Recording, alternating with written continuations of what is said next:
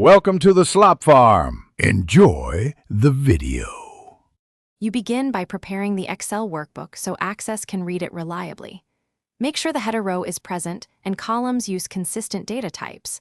Once done, remove stray blank rows and cells.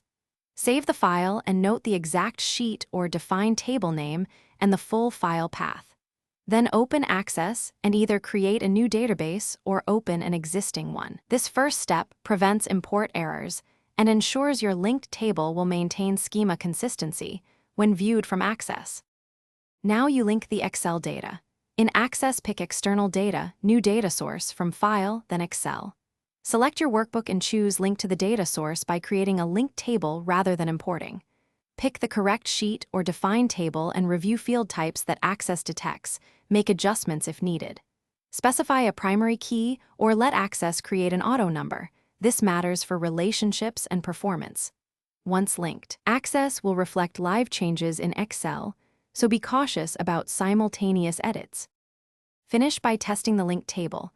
Run simple select queries and update a value in Excel to confirm it appears in Access. Make sure field types match expected formats.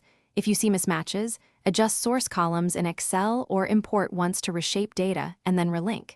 If a link breaks, use External Data, Link Table Manager to refresh or relink to the correct file path. One key troubleshooting tip.